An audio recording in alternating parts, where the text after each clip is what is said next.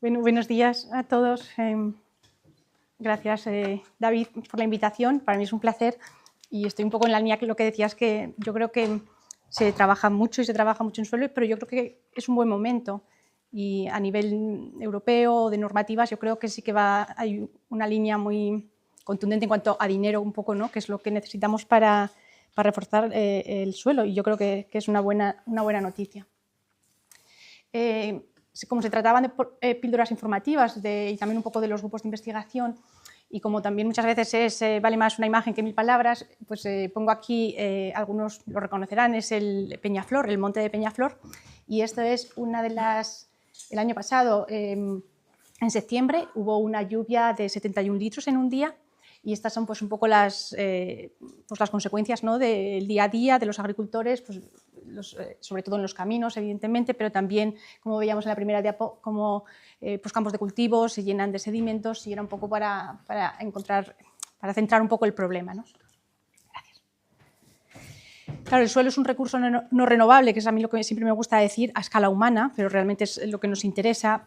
3 centímetros de suelo tardaríamos como unos 1000 años en que se formasen.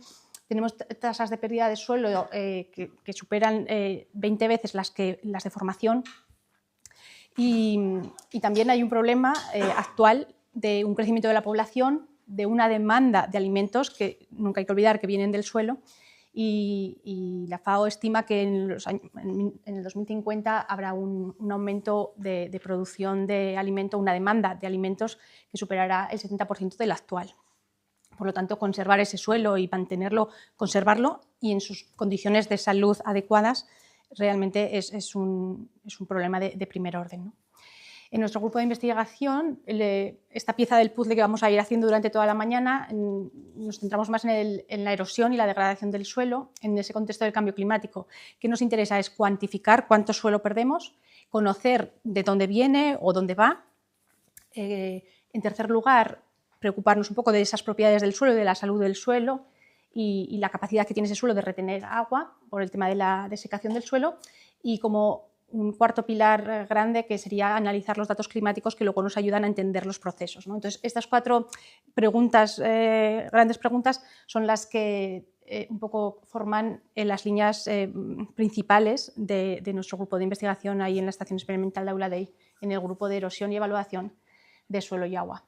Hay también 2 servicios a nivel del Consejo, que sería el análisis de radionucleidos, porque trabajamos con técnicas nucleares, y también de ciencias de datos climáticos, ¿no? Y bueno, un poco aquí introducir a todos los investigadores que trabajamos allí. La primera línea, como decíamos, es esa erosión del suelo, es cuantificarlo, es decir, cuánto pierdo de suelo. Usamos esas técnicas nucleares, de isótopos trazadores, del cesio, del plomo. Tenemos un modelo que hemos generado propio, que está en acceso libre, y también me parecía como bueno el dar a conocer herramientas que podamos todos utilizar. Entonces las dejamos, y luego si se comparten las diapos o si se quedan grabadas, pues siempre es útil las herramientas. Y básicamente es el cuantificar, ¿no?, cuántas toneladas de suelo estamos perdiendo. Importante pues, para calibrar pues, modelos, diferentes modelos, o otras, tener la cuantificación del problema. Por otro lado, la segunda pregunta que nos hacíamos, ¿no?, de dónde viene ese sedimento, de dónde viene ese suelo erosionado. ¿Puedo identificar zonas erosivas de zonas más de acumulación? ¿Cómo eso afecta a los embalses, a la acumulación de sedimento movilizado? Pues estaría esta línea que llamamos fingerprinting, que en inglés, pero simplemente sería como identificar esas zonas de procedencia y poder cuantificarlas, que sería un poco la segunda línea de trabajo. La tercera línea de trabajo, que es un poquito más reciente, sería el problema relacionado con la desecación del suelo. Es decir, si tenemos un suelo ese efecto de que el suelo se está desecando o que pierde esa humedad natural, ya no relacionada con que llueva más o no, pero durante el tiempo hay una desecación, cómo influye en propiedades del suelo en función también relacionado con la salud de ese suelo, ¿no? Cuál va a ser su capacidad de contener agua, que es vital, o incluso, recuerdo, así que me viene a la cabeza por datos de quedarnos un poco, pues leí hace poco en la FAO que decían incrementar el 1% de un suelo ayuda a que el suelo tenga una capacidad de retención de agua 150.000 veces mayor por hectárea, ¿no? Entonces, que pequeños cambios o controlar esas propiedades marcan la diferencia. Y la última línea, digamos, del grupo sería trabajar esos datos climáticos, esas series temporales largas, ¿no? Desde los años 1920 hasta la actualidad, ver esas dinámicas, ver, en cuanto relacionado también con la desecación, ¿no? Ver cómo van las temperaturas, ver cómo van los patrones de precipitación, hacer modelos de vulnerabilidad o monitores de sequías y un poco trabajar todos esos datos. Estos serían como esas 4 grandes líneas de trabajo y por esta segunda parte de los 5 minutos segundos será como explicar esta relación de erosión y eventos extremos y presentar un poquito pues, uno de los resultados de uno de los trabajos que hicimos. El evento fue en el 2012 y fueron... Y bueno, planteamos la idea de decir cómo se comporta el suelo, cómo se va a comportar el suelo cuando tenemos un evento extremo y aplicando pues, todas esas técnicas que os he ido un poco introduciendo. Esta es una zona de estudio, vemos como simplemente en 5 horas ya llovieron 130 milímetros en la zona de estudio, fueron un total de 217 en un periodo de 2-3 días, con un periodo de retorno de 200 años, por lo tanto era un evento excepcional o extremo. Y lo que hicimos, no sé si veis ahí abajo, no sé si se puede utilizar, no, pero veis abajo que está como un poco más en detalle lo que es la precipitación y lo que hicimos fue, evidentemente no durante la precipitación, pero a la hora de que terminase, porque era arriesgado, no sé si vemos las figuras aquí, de realmente los caminos, los accesos, era completamente inaccesible, pero sí que tuvimos la oportunidad de 1 hora después cuando paró, veis ahí un poquito que es lo que veremos los resultados, sería coger esas muestras de sedimento movilizado en el cauce, analizarlas y aplicar estos métodos de fingerprinting, que era una de las líneas que ahora los paso a detallar un poquito más en detalle, ¿no?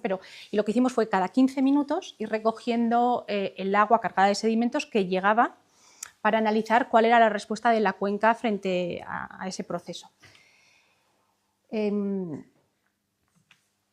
Claro, para lo que queríamos ver es si había algún tipo de cambio en la procedencia, si la cuenca respondía de una manera u otra, y para eso aplicábamos las técnicas fingerprinting, no sé cómo traducirlo, es que siempre me cuesta a lo mejor, o sea, como técnicas de identificación, y básicamente lo que necesitábamos era caracterizar bien esos suelos, conocerlos bien de diferentes aportes, en este caso serían zonas agrícolas, zonas de más vegetales, forestales, zonas que están expuestas, que no tienen una cobertura vegetal buena, ¿no? O que el suelo está expuesto, y otra sería los márgenes de los cauces, que son cauces efímeros, pero que en este momento actuaban como torrentes o como ríos.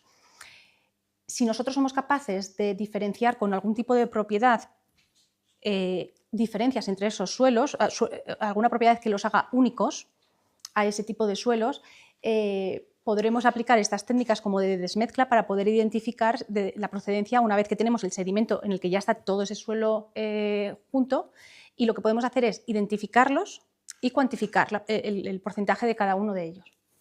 Entonces, pues entra toda esa parte de caracterización de suelos que hacemos que trabajamos desde los isótopos, los radionucleidos naturales y ambientales, desde la geoquímica.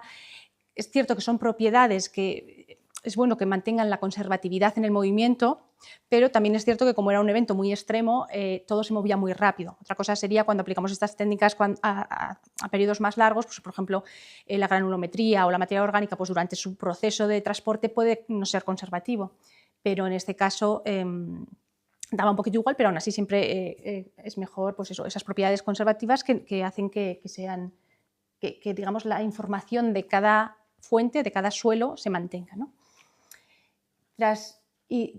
¿Cómo cogemos los sedimentos? Que es, digamos, un poco la masa madre y de lo que queremos extraer qué ingredientes forman esos sedimentos que se acumulan, pues cogemos sedimentos en suspensión, que serían esos cubos de agua cargados de sedimento que cogimos cada 15 minutos, o teníamos para otro estudio teníamos unas trampas de sedimento que simplemente es un trocito de césped en el que se va acumulando el sedimento. Y ya para ir terminando, pues para ver los resultados, pues veis cada uno de esos circulitos sería la primera muestra nada más cuando empezamos y cada 15 minutos de forma progresiva cómo iba respondiendo. Vemos muy bien, y abajo sería un poco lo mismo, pero diferenciado, ¿no? Entonces vemos claramente cómo ese primer arranque, los aportes que nos llegan son de suelos cultivados, pero también muy importante que está en color verde, que serían esos suelos en los que realmente nosotros pensamos que tienen esa protección natural y van a estar más protegidos. Y en cambio, conforme pasaban las horas y ese ese evento ya tenía como más entidad en cuanto a la respuesta que daba en la cuenca, vemos como lo que al final de la cuenca, claro, nosotros tenemos el punto colector al final, entonces hay una deriva desde la respuesta en cabecera, ¿no?, hasta al final de la cuenca. Y veíamos cómo al final terminaba predominando el aporte de los márgenes de esos cauces en el que ya el agua arrancaba todo ese suelo y ya no había tanta procedencia. ¿Cuál es la importancia de esto? Ver que dependiendo del patrón de lluvia vamos a tener una respuesta de los suelos diferente. Cuando tenemos unas lluvias pues como la de esta mañana, aquí vemos todos los campos tan verdes, pues da gusto porque pues se va infiltrando poco a poco, la escorrentía, pues bueno, pero cuando son eventos de este tipo, hay prácticamente como la escorrentía es increíble y entonces incluso a zonas que tenían esa protección veíamos cómo teníamos esa respuesta de que arrancaba todo lo que llegaba. Y en cambio, pues en otra zona, estos serían como los resultados de otra zona en la que hay más zonas de cultivo, que serían con la parte de abajo, vemos que ahí, pues claro, los aportes de los cultivos tiene más sentido, pues que en esa zona había más superficie de zona cultivada, pero también los campos de cultivos estaban en mayores zonas de pendiente y además estaban muy conectados. De ahí un poco la importancia de tener esos paisajes, de los elementos lineales del paisaje y de si están conectados o no y cómo la redistribución del suelo y la escorrentía va a funcionar. Y ya estaría, así para dejar ese tiempo de respuestas o de preguntas o de... Bueno, ¿tenéis alguna cuestión de esta presentación?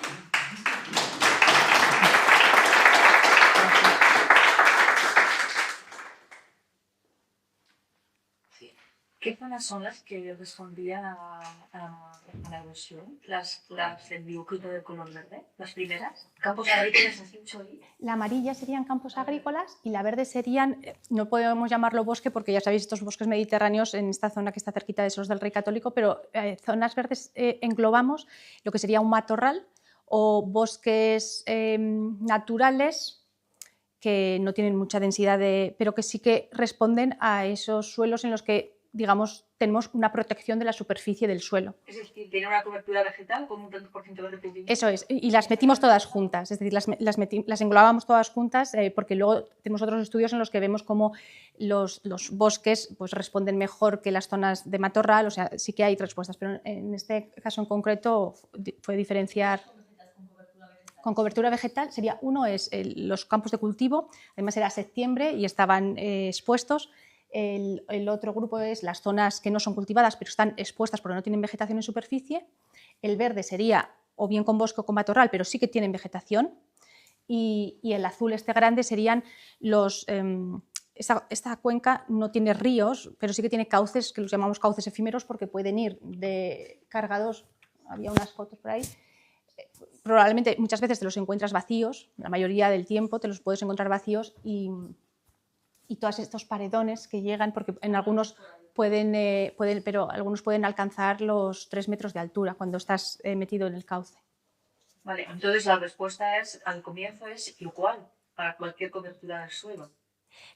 Lo importante, yo creo, para mí lo más importante es ver cómo las zonas que nosotros siempre asumíamos que no arrancaban, de las que nunca venía suelo erosionado, porque en otros estudios siempre nos habían dado valores muy, muy bajitos de pérdida de suelo, en este caso, en ese primer arranque de esas lluvias en las que se lleva todo, y que todavía, porque todo tiene una progresión, la cuenca no es que sea muy grande, pero sí que tiene su entidad.